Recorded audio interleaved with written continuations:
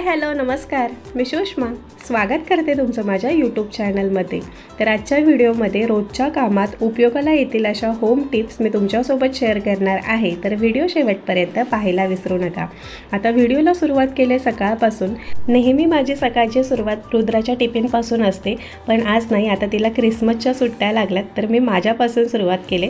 माझी आंघोळी वगैरे झाली, किती थंडी असो किती गरमी असो सकाळची पहिली मला आंघोळी लागते। आता आंघोळी झाल्यानंतर थोडेसे 5-10 मिनटं मी माझ्यासाठी देते, माझे केस विंचरून घेते, थोडासा बेसिक मेकअप करते, पावडर गंधक काजळ लिपस्टिक हे लावून त्याच्यानंतर मी परत आता किचनमध्ये आले। आज नाश्त्याला पोहे बनवलेत तर सगळ्यांना घरातल्यांना दिले आणि आता मी घेते। आज थोडंसं बाहेर जायचं होतं, घरातला किराणा वगैरे भरायचा आहे आणि घरातली साफसफाईसुद्धा थोडीशी बेसिक करायची आहे, कारण का आता इथे थंडी खूप पडायला सुरुवात झाली। कामं करायला तर बिलकुल इच्छा होत नाही। इथून पुढे आता 2-3 महिने हे असंच जाणार। तर आता इथे मी नाश्ता करून घेते आणि आज मला बाहेरसुद्धा जायचं आहे। मी मगाशीच तुम्हाला म्हटलं, आणि एकदा बाहेरून आलं ना की घरातली कामं करायला भरपूर कंटाळा येतो, आळस येतो। तर सकाळची जितकी होतील ना तितकी पटापट आवरण्याचा प्रयत्न करते। आता मी कसं करते, मी ड्रेसिंग टेबलच्या तिथे गेले ना, माझा मेकअप झाल्यानंतर तिथली थोडीशी आवराआवर करते, किंवा देवाच्या तिथे गेले, देवाच्या तिथे काही कचरा वगैरे झालेला असेल, फुलं वगैरे कालची फुलं असतील तर ती पटापट काढायची, तिथला कचरा वगैरे सगळं क्लीन करायचं। म्हणजे जिथे मी जाईल ना तिथली क्लिनिंग मी करत असते। घर आवरणं इतकं सोपं नाही आहे, आणि लहान मुलं जर घरामध्ये असतील तर तुम्ही कितीही घर आवरा, 2-3 दिवसानंतर घरामध्ये पसारा होतोच। दुसरी गोष्ट म्हणजे एकत्र फॅमिलीमध्ये जर राहत असो तर तेव्हासुद्धा भरपूर कामांचा लोड प्रत्येक गृहिणीवरती असतो। मला तर इतक्या कमेंट येत असतात ज्यावेळेस मी स्किन केअर किंवा हेअर केअर रुटीन दाखवते ना, तर ते म्हणतात आम्हाला इतका टाईमच मिळत नाही, घरातली कामं आमची वेळेत होतच नाही, तर आम्ही स्वतःला कधी वेळ देणार। पण सांगू का, घरातले कामांचं जर योग्य नियोजन असेल ना तर बरोबर थोडा वेळ आपण आपल्यासाठी काढू शकतो, आणि आपल्यासाठी वेळ काढणं भरपूर महत्त्वाचं आहे। एक दिवस घरातलं काम नाही झालं ना तरी चालेल, पण स्वतःसाठी वेळ द्या। मी माझ्या प्रत्येक व्हिडिओमार्फत तुम्हाला सांगत असते, स्वतःच्या शरीराकडे लक्ष द्या। जर तुमचं शरीर चांगलं असेल ना तर दिवसाला 1 काय 10 कामं कराल, म्हणून सांगते की थोडासा वेळ स्वतःसाठी देत जा। आता इथे सकाळची नाश्त्याची भांडी मी क्लीन करून घेतली, नाही तो पसारा ठेवत, मला अजिबात बेसिंगमध्ये भांडी साचलेली आवडत नाही, त्याच्यामुळे नाश्त्याची भांडी पटकन साफ करून घेतली। आणि आता कशी रुद्रा घरी आहे त्याच्यामुळे सात्विकला घेते, आणि रुद्राचे पप्पासुद्धा घरी आहेत, 10 दिवस सुट्टी घेतली, त्याच्यामुळे थोडाफार वेळ मला भेटतोय।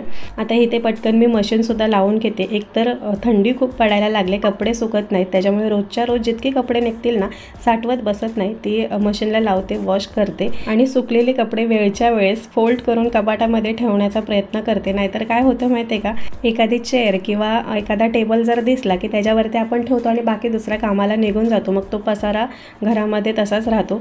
तर जितकं होईल तितकं कपडे फोल्ड करून कपाटामध्ये ठेवण्याचा प्रयत्न करायचा। आता माझं तर इथे कपडे सुकत नाही, त्याच्यामुळे मला टेबलवरती आणून ठेवावेच लागतात, आणि त्यात घर इतकं छोटं ना भरपूर पसारा होऊन जातो।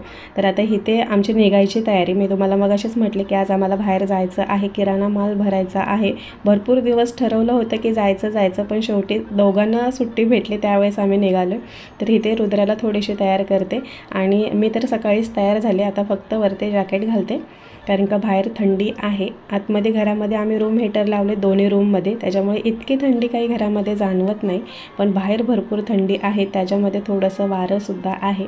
तर इथे मी जाण्यासाठी तयार झाले, आणि घरातली जितकी होतील ना तितकी कामं करण्याचा मी प्रयत्न केला। आता दुपारी येऊन काहीतरी जेवण वगैरे बनवेल, सात्विकलासुद्धा थोडंसं तयार करून घेतला, आणि रुद्रा तिची ते तयार होते। आता फक्त त्याचे केस विंचरावे लागतात, पण आज प्लॅन केला की तिचे हेअर कटिंगसुद्धा करायचे।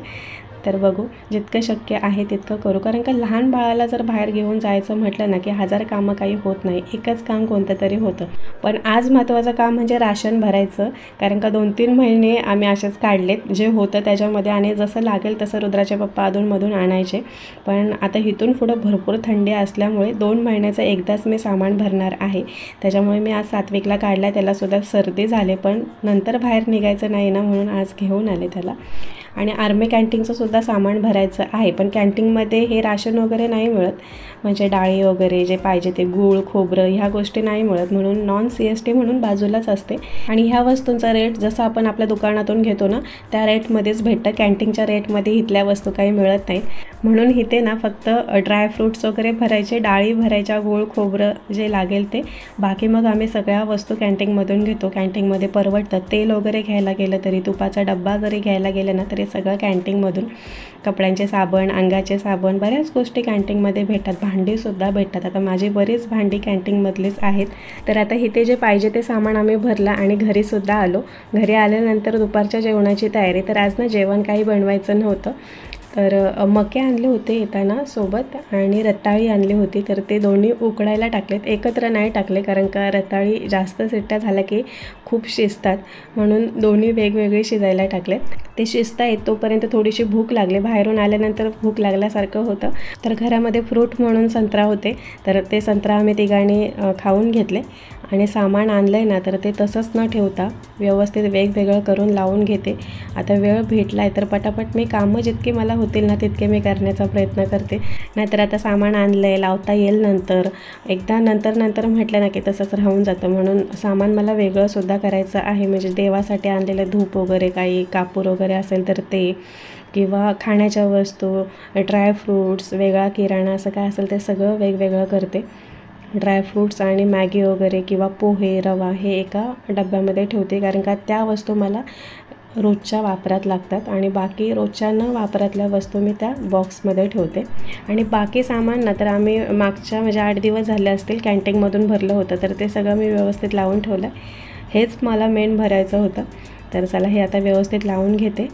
आणि जे गॅसवरती ठेवलं होतं ना तर ते शिजले सुद्धा. मके उकडायला ठेवले होते आणि रताळीसुद्धा, तर छान असे शिजलेत. आता ते आम्ही मस्तपैकी बसून खाऊन घेतो. आज दुपारी जेवण वगैरे काही नाही. आज तसं बघायला गेलं तर माझं अगदी सकाळपासून ते रात्रीपर्यंतचं रुटीन तुम्हाला पाहायला भेटलं. आणि आधीमध्ये ज्या काही टिप्स आहेत तर त्या मी तुम्हाला सांगतच असते.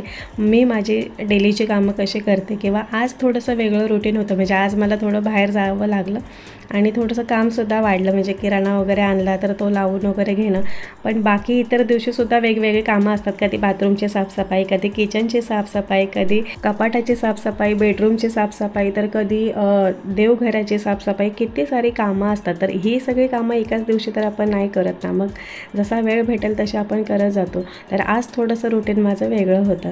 आणि आता इथे ना पडदे आणलेत, कारण का थंडी खूप पडायला सुरुवात झाली आणि आता इथेच आम्ही झोपतो, त्याच्यामुळे थंड वारं येतं, म्हणून पडदे मी चेंज केले. तर हे पडदे मी फ्लिपकार्टवरून मागवलेत.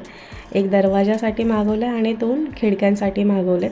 तर छान आहेत, कपडा वगैरे छान आहे. पाहिजे असेल तर लिंक मी तुमच्यासोबत शेअर करेन. आणि ही बेडशीटसुद्धा मी फ्लिपकार्टवरूनच मागवले. आता नेहमीची कॉटनची बेडशीट आपण जर अंथरली ना तर थंडीमध्ये ते थंड पडते, म्हणून ही मी वेल्वेटची मागवले. तर छान आहे. 2 पिलो कवर आलेत आणि ही बेडशीट अंथरल्यानंतर अजिबात हालत नाही. आता इतर माझ्या कॉटनच्या बेडशीट होत्या ना तर त्या हालायच्यासुद्धा आणि भरपूर पसारासुद्धा व्हायचा, पण हे अंथरल्यानंतर बिलकुल हालत नाही, व्यवस्थित अशी बसले. इथे तुम्ही पाहू शकता. आणि मेन म्हणजे थंडीमध्ये ना भरपूर उबदार ही बेडशीट आहे. आणि मेन म्हणजे सांगू का, मला रोजच्या रोज चेंज करावी लागत नाही, कारण का एकदा सेट केली ना की ती हालतच नाही, त्याच्यामुळे चेंज करण्याचा प्रश्नच येत नाही. आणि तसंही कपडे पण सुकत नाही, त्याच्यामुळे मी रोजच्या रोज ही बेडशीट वगैरे जी मोठी कपडे आहेत ना तर ते काढतच नाही. सात्विक सोसो वगैरे करण्याचा प्रश्नच नाही, त्याला रात्रंदिवस मी डायपर घालते आता थंडीमध्ये. तर आता रुद्र आणि त्याचे पप्पा बाहेर गेलेत भाजी आणायला, तर इथे मी ही बाकीची साफसफाई करून घेते. हे रूम हीटर आम्ही 1 महिना आधीच लावलेत, तर धूळ वगैरे भरपूर येऊन बसते, तर ते सुद्धा क्लीन करून घेते. आज जसा मला वेळ भेटेल तशी मी कामं करत असते. आता ही रूम व्यवस्थित थोडीशी केली, म्हणजे पडदे वगैरे लावलेत, बेडशीट वगैरे ठीक केली. आणि आता हे रूम हीटर वगैरे आहेत ना तर ते क्लीन करते. न दिसता धूळ भरपूर बसलेली असते वस्तूंवरती. तर ह्या खिडकीलासुद्धा पडदा लावून घेते. तिथे एक पडदा होता तर तो पडला की काय माहिती, त्याच्यामुळे तशीच खिडकी होती आणि थंड वारंसुद्धा यायचं, म्हणून तिथे आता हा जो काढला ना पडदा त्या खिडकीचा तो इथे लावून टाकला. तर डाळी वगैरे ज्या संपलेत त्यासुद्धा भरून किचनमध्ये ठेवते. नेहमीच्या लागणाऱ्या डाळी म्हणजे तुरीची, मुगाची डाळ, मसूरची डाळ, तर ती भरून ठेवते. आता इथे मी मॅटसुद्धा टाकून घेतले. ही सुद्धा मी फ्लिपकार्टवरून मागवले. आणि मॅट तर पहिली पाहिजे थंडीमध्ये, कारण का लादी भरपूर थंड झालेली असते, म्हणून बेडरूममध्ये, किचनमध्ये किंवा टॉयलेट बाथरूमच्या तिथे मॅट ही जरूर कॉटनची असावी. आणि आता ही लोक भाजीसुद्धा घेऊन आलेत. आठवड्याभराची भाजी आम्ही एकदाच आणतो. कांदे वगैरे, टोमॅटो, जशी भाजी आता येईल ना सीझन वाईज तशा सगळ्या भाज्या माझ्या घरामध्ये असतात. मशरूम, मटर तर आता जोपर्यंत आहे ना तोपर्यंत गाजर, मटर, बीट हे असेलच. आवळा, परत हळद, ओली हळद असते ना ती भरपूर चांगली असते. म्हणून इथे सांगते विंटरसाठी मी माझ्या बऱ्याच व्हिडिओमध्ये सांगते सीझन वाईज येणारी फळं आणा आणि खा. पालकसुद्धा रेग्युलर माझ्या घरामध्ये असते. जोपर्यंत मक्यांचं सीझन आहे तर तोपर्यंत मकेसुद्धा घरामध्ये येतील. मुळीसुद्धा खायला पाहिजे.